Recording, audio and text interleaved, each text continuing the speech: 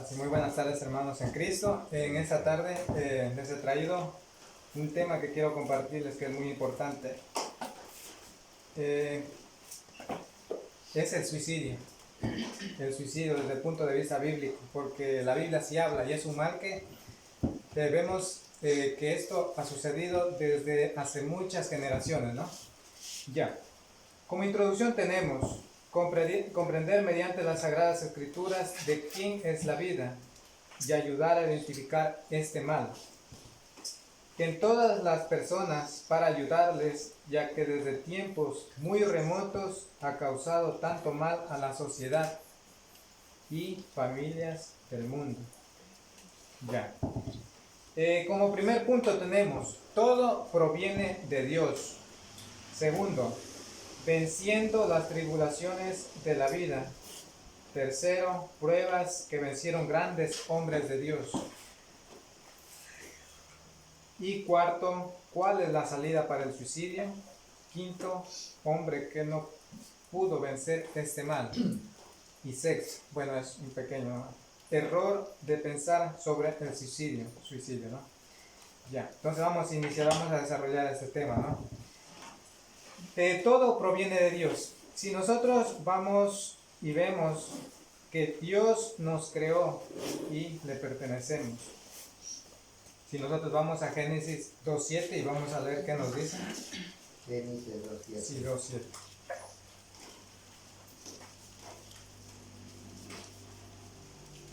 Génesis 2.7. ¿Por dónde empezamos la lectura? Sería bueno por aquí con el hermano. Sí. Dice, ¿Por aquí? ya. Génesis capítulo 2, verso 7 dice: Entonces Jehová Dios formó al hombre del polvo de la tierra y sopló en su nariz aliento de vida, y fue el hombre un ser viviente. Ya. Bueno, hablando sobre la creación, ¿no? Vemos en el primer texto, en el Génesis 1.1, dice que Dios creó los cielos y la tierra. Vemos un principio, que de la nada, vemos que Dios creó de la nada, de lo que era la tierra vacía, desordenada, creó. Y por lo tanto ya vemos más adelante en que el hombre dice que tomó, Dios tomó, dice de barro, ¿no? Tomó y le dio aliento de vida. Ya. Y no es de pensar de pronto como dice la ciencia, ¿no? Y como nos enseñaban en los colegios y como enseñan. Y a veces escuchábamos que dice que nosotros provenimos del Big Bang. ¿Qué es eso? Es decir, de la teoría de una explosión. Que de ahí provenimos y todas esas moléculas se juntaron y formaron un ser humano. Pero si vemos aquí en Génesis que el Dios creó, dice, los cielos y la tierra. Y más adelante dice que formó al hombre. ¿De qué? Del polvo de la tierra. Y dice que le dio aliento de vida y fue el hombre un ser viviente. Imagínense, Dios nos creó, Él nos conoce. ¿De qué estamos hechos? Nos creó y le pertenecemos. Si vamos a Corintios 6.20, ¿qué nos dice este texto? 1 Corintios 6.20.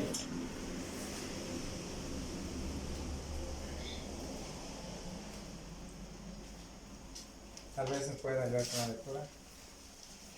Porque habéis sido comprados por precio. Glorificad pues a Dios en vuestro cuerpo y en vuestro espíritu, los cuales son de Dios. Ya, ¿de cuáles dice que es nuestro? Dice cuerpo y vuestro espíritu. ¿De quién es? Todo es prácticamente de Dios. Él creó el mundo, nos creó a nosotros y todas las cosas le pertenecen a Dios, ¿ya? Si vamos un poquito más adelante, nos hizo a su imagen, pero no en poder. Nos hizo a su imagen, pero no en poder. Génesis 1.26. Regresemos a Génesis.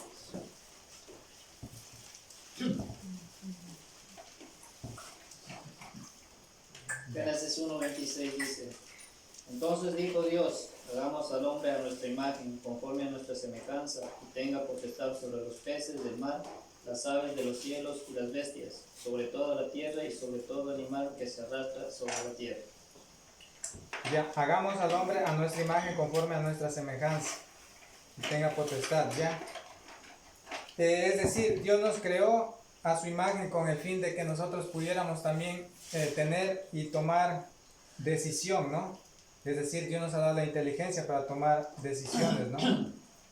Pero sí, recuerden que Dios no nos ha dado ese poder, por ejemplo, digamos, de que Él es omnipotente, omnisciente y omnipresente, ¿no?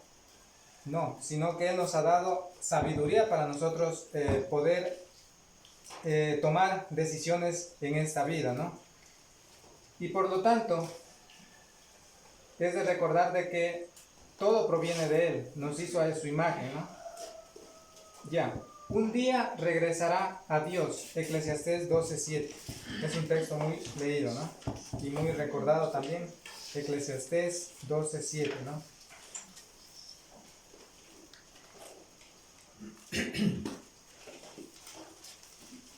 Más adelante de Proverbios, ¿no? Eclesiastés 12:7. ¿Qué dice? 12:7. Sí. Y el polvo vuelva a la tierra como era, y el espíritu vuelva a Dios que lo dio. Ya. Un día todos los seres humanos vamos a morir. Y este cuerpo físico que nosotros vemos, un día tiene que regresar al polvo como era. Como en Génesis mismo dice que el hombre trabaje hasta que vuelva al polvo del cual fue tomado, ¿no? Ya. Entonces nuestro cuerpo va y también nuestro espíritu regresa a Dios. Pero eso no quiere decir, y muchos tal vez de pronto pueden malentender eso de que dicen, no, como regresa a Dios, así yo viva mal en esta vida, como regresa a Dios. Entonces no, regresa a Dios, pero Dios también ha destinado dos lugares, el cielo y el infierno, ¿no?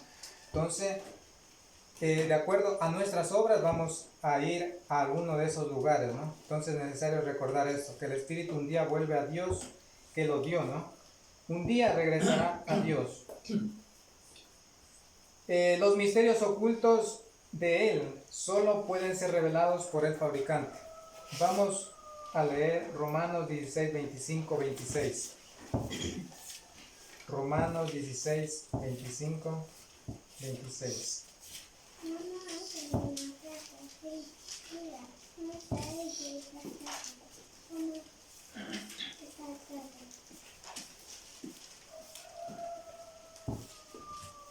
Que nos Y al que puede confiaros según mi evangelio y la predicación de Jesucristo, según la revelación del misterio que se ha manifestado oculto desde tiempos eternos, pero que ha sido manifestado ahora y que por las escrituras de los profetas, según el mandamiento de Dios eterno, se ha dado a conocer a todas las gentes para que obedezcan a la fe. Algo importante, el misterio que ha sido manifestado y ha sido mantenido oculto desde tiempos eternos. ¿Cuál es el misterio? Es su palabra, ¿no? Y recordando lo que, como les decía, ¿no? Que Dios es el fabricante de nuestro ser, todo íntegro, cuerpo, alma y espíritu, ¿no? El cuerpo, alma y mente y todo, ¿no? Ya, entonces teniendo en cuenta de que Dios es el fabricante, podemos decir, y lo pongo un ejemplo, bueno, en este caso relacionado a un vehículo y para que de pronto puedan entender un poco mejor. El fabricante, por ejemplo, digamos de un carro, puede ser un carro, bueno, los más comunes que vemos ahora acá en el mercado, ¿no? Puede ser el Volkswagen o puede ser cualquiera, ¿ya? El fabricante de Toyota no puede él encontrar la falla en un carro que él no ha fabricado. Y como no puede encontrar la falla, normalmente, por ejemplo, ahora en este tiempo se utiliza, la ciencia avanzada, se utiliza, por ejemplo, un escáner, que sirve para qué? para detectar las fallas de un vehículo y por medio de códigos nos indica los errores que hay, ¿no? Pero les puedo explicar eso, de que un fabricante, por decir, yo soy el fabricante del carro Volkswagen, ¿no? Entonces decir, yo sé cómo lo hice ese vehículo, yo sé en qué parte puse, por ejemplo, digamos, tal sensor, dónde está escondido el sensor, por ejemplo, digamos, no sé, de aire, de temperatura, del radiador, no, de muchas cosas, ¿ya? Solo yo soy el fabricante, yo sé las fallas, es decir, yo como el creador de ese auto, el fabricante, sé las fallas, ¿ya? Asimismo, ¿quién puede saber nuestras fallas? Dios, o sea, Él puede saber nuestras fallas, ¿no? Él sabemos de qué manera fallamos, ya sea en nuestra mente, con quienes nos asociamos, cómo nosotros, digamos, podemos alimentarnos de cosas buenas, ¿no? Solo quien puede saber, solo puede saber es Dios, ¿no? No puede el hombre, por más psicólogo que sea, por más psiquiatra, no puede intervenir, solo Dios, porque Él es el creador. Recuerden que Él nos hizo del polvo y nos dio aliento de vida. Solo Él puede decirnos dónde tenemos nuestras fallas, ¿no? Y nuestras fallas nosotros las tenemos muchas veces es en la mente. Porque ¿qué dijo Cristo en el Nuevo Testamento?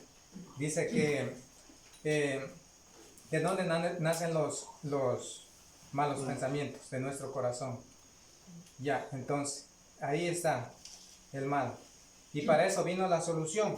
Ese misterio oculto que estaba desde tiempos eternos, vino y se manifestó. ¿Y cuál es ese misterio oculto? Que solo quién puede recibir o solo quién puede oír. No todos oyen, como nos dice también en otros textos. No nos escuchan, no nos oyen, dice. A los suyos vino, a los suyos, mas los suyos no lo recibieron. No escuchan algunos, no escuchan. ¿Por qué? Porque no ha sido revelado todavía, porque no tienen el Espíritu de Dios. Y ese misterio todavía, para ellos sigue siendo misterio, para ellos sigue siendo difícil entender la palabra de Dios, ¿no? Entonces, ese misterio oculto que ha sido manifestado, Dios lo manifiesta a través de su palabra y Él nos dice qué fallas tenemos, cómo debemos arreglar esos males que tenemos nosotros en nuestras vidas, ¿ya? Solo Dios, porque de Él proviene la vida, ¿no? Largos años de vida están relacionados con la obediencia de Dios. Vamos a Proverbios 10:27. Proverbios 10:27.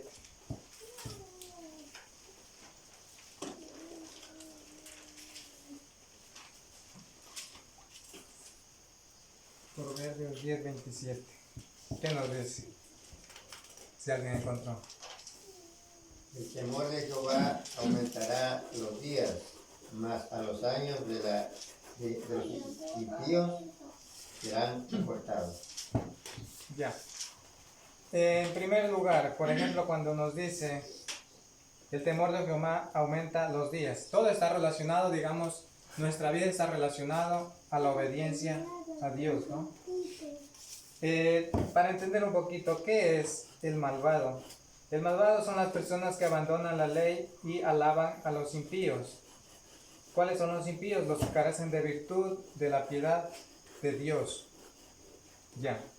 ¿Por qué Dios nos dice, por ejemplo, por qué Dios nos dice ahora en esta vida, nos dice, ¿sabes qué? Es malo el cigarrillo, no fumes, es malo. ¿Por qué? Porque sabemos nosotros que esa tiene una droga, la nicotina, la que produce que nosotros nos volvamos adictos, el mismo que produce cáncer a los pulmones. Ya.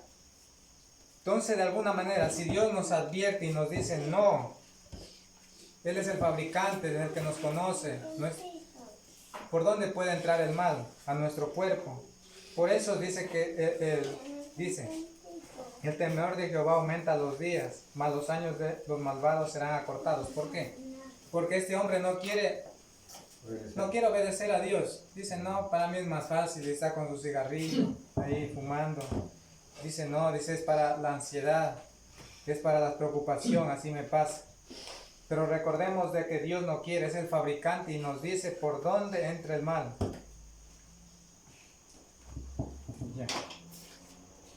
vamos avanzando, ¿no? Vida abundante en Cristo. Si leemos Juan 10:10, ¿qué nos dice? ¿Para qué vino Cristo? Juan, Evangelio. sí, Evangelio 10:10.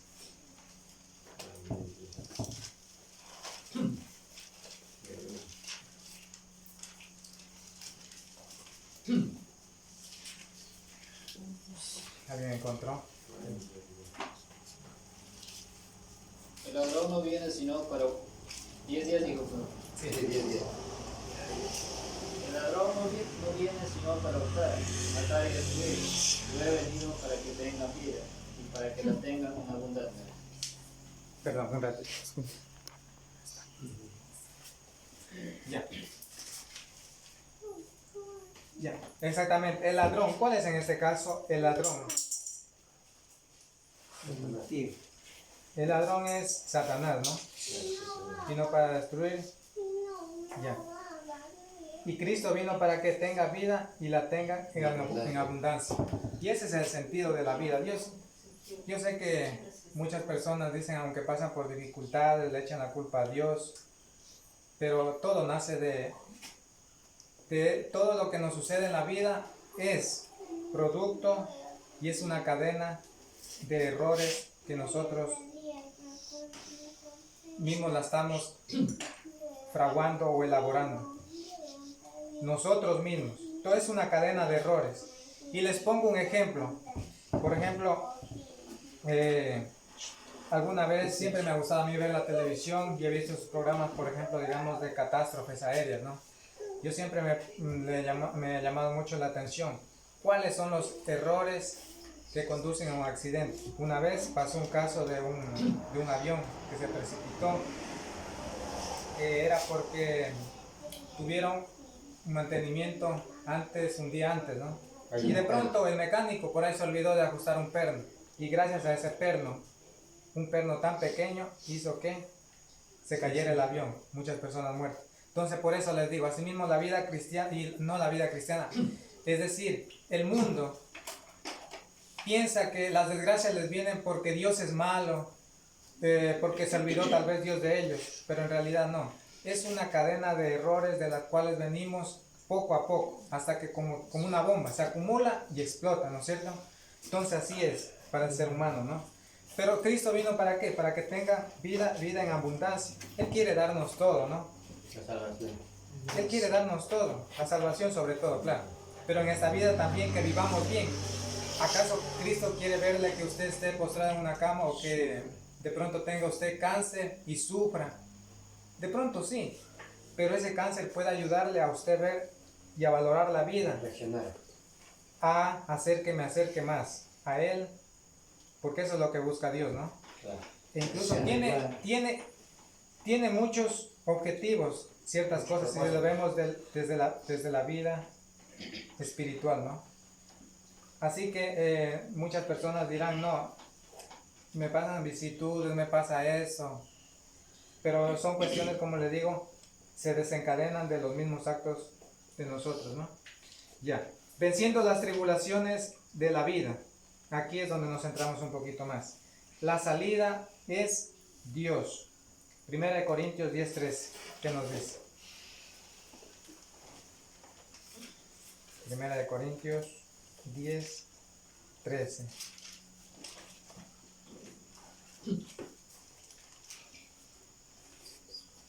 ¿Qué dice? Si alguien encontró. 10:13 o 10:13. 10:13. 10:13. No os ha sobrevenido ninguna tentación que no sea humana, pero fiel es Dios que no os dejará ser tentados más de lo que podéis resistir, sino que dará también juntamente con la tentación la salida para que podáis soportar. Ya, es decir, pueden haber pruebas en la vida que no nos hará que eso nos haga, como se dice vulgarmente, tirar la toalla o darnos por vencidos, ¿no?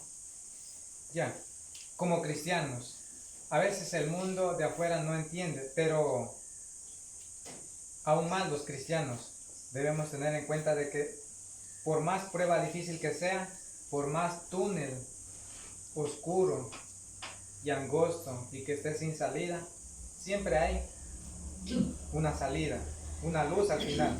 Incluso dice aquí, Dios nos dará también juntamente con la prueba la salida. Si no nos dijera ahí, se acabara el texto hasta ahí, ¿no? Nos da, dice Cristo, la salida. La forma, no sé, Él trabaja de muchas maneras, pero nos muestra. Y tan solo esta vida, y recuerden que esta vida es una carrera de la cual nosotros debemos de ganar, tanto en esta vida física, bueno, dependiendo de que eso no es cristiano, es una carrera de la cual yo he tomado. Es una carrera, no sé si imaginan ustedes, por ejemplo, cuando hay las competiciones, me acuerdo de cuando vivía en Archidona, habían las competiciones de atletismo, ya, se inscribían unos y empezaban, digamos, en las festividades, ¿no? Y empezaban a correr y de pronto por ahí alguien quería unirse, se unía, ¿no? Ya, o sea, era parte también de esa carrera. Pero quienes llegaban al premio, a la meta, eran los que, o sea, terminaban la carrera, no los que a medio camino ya se cansaban o desertaban, ¿no? Entonces, ya, más o menos así es. Dios nos da la salida, ¿ya? Dice, Dios no nos ha dado un espíritu de cobardía. Segunda de Timoteo 1:7. Dios no nos ha dado un espíritu de cobardía. Segunda de Timoteo 1:7.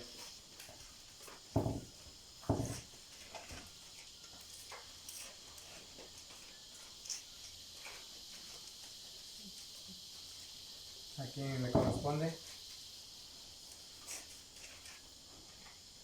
¿A quién que nos ayude con la lectura? ¿Alguien?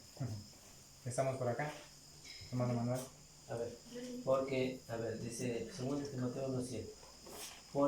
Porque no nos ha dado Dios espíritu de cobardía, sino de poder, de amor y de dominio propio. Ya, Dios no nos ha dado, no dice, si le quitáramos tan solo esa palabra, nos ha dado, ya, no nos ha dado, ya. ¿Qué es cobardía en primer lugar? Miedo o falta de valor ante situaciones difíciles o peligrosas, lo contrario de valiente. Ya, ahí está la palabra. Cobardía, ¿no? Dios no nos ha dado ese espíritu. De pronto ya, la situación está rebosante, ya no puedo, está difícil, ya no la puedo sostener en mis manos. La mejor solución, interfiero en mi vida, me quito la vida, con eso soluciono todo, ya nadie se preocupa por mí. Se siente incompetente ya. Ya, Dios no nos ha dado un espíritu de cobardía, incluso para luchar por nuestra vida, ¿no? Porque como les decía, y recordemos esto, de que nuestra vida y la vida abundante está relacionado a la obediencia de Dios. Dios quiere que vivamos muchos años de vida.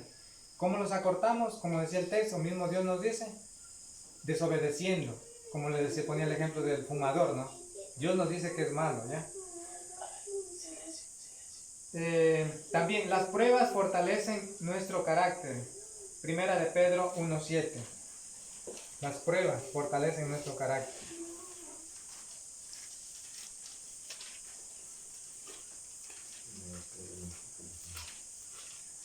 Pedro 1:7.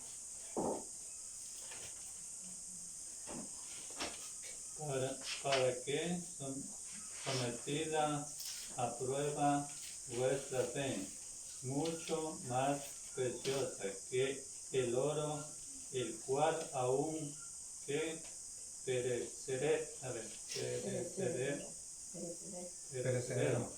se prueba con fuego, sea hallada en alabanza, gloria y honra, cuando sea manifestado Jesucristo. Ya, nosotros tenemos una fe, lo que nos hace creer en Dios aunque no lo vemos, ¿no? Ya, el oro, ¿cómo se prueba? Ustedes saben, ¿no? Que para sacar la escoria al fuego, ¿no? Aún más, el cristiano y todo el mundo debe ser probado, debe haber pruebas. ¿Para qué? Para fortalecer nuestro carácter. Eso es lo que Dios quiere. Porque imagínense, muchos de los que están aquí, de pronto pasaron por muchas pruebas. Y es el carácter que tienen, la valentía que tienen, es porque pasaron por eso. O sea, porque pasaron por eso. Si no hubieran pasado por esas pruebas, me imagino que hubiéramos seguido siendo los mismos que no entendemos. Porque las pruebas nos hacen crecer. fortalecer nuestro carácter, nuestra personalidad, ¿no? Ya. Y entender desde otro punto de vista las cosas también, ¿no? Entonces eso es lo que Dios quiere. Así como es probado el oro en el fuego, entonces también nosotros a veces tienen que llegar pruebas a nuestra vida para fortalecernos, ¿no? Ya. Las angustias son para que regresemos a Él y confiemos en Dios. Lucas 15, 17.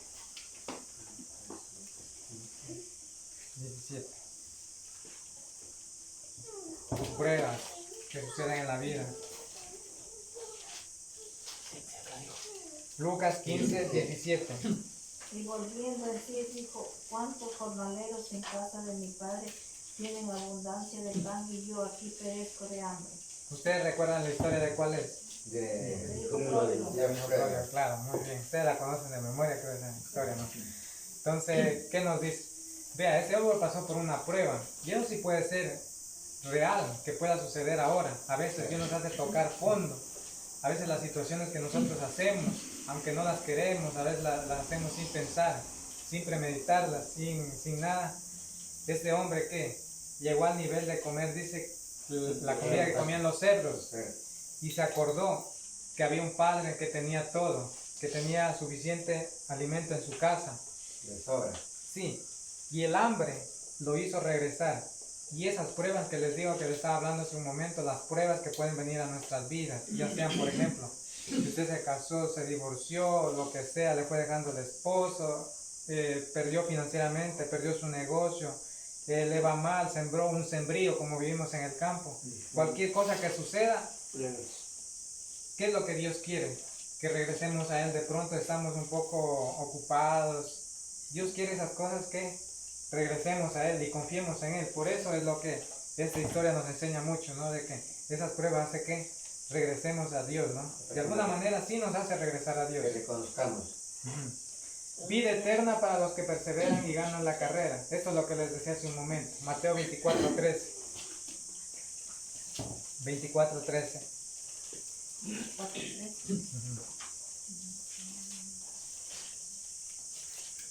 Mas el que persevere hasta el fin, será salvo. Ya. 4:13. Y por haberse multiplicado la maldad, el amor de muchos se enfriará. Sí, está bien, muy bien. Sí. Pero el que persevera hasta el fin, este será salvo. Les decía que la vida cristiana, la vida de este mundo es una carrera, de la cual hemos tomado, hemos decidido seguir, y por más que vengan pruebas, como nos decía en Corintios 10:13, me parece que hay la salida. Cristo nos da la salida, ¿no? La prueba de la salida. Ya. Pruebas que vencieron grandes hombres de Dios. Uno de los puntos que más me llamaba la atención. Pruebas que vencieron grandes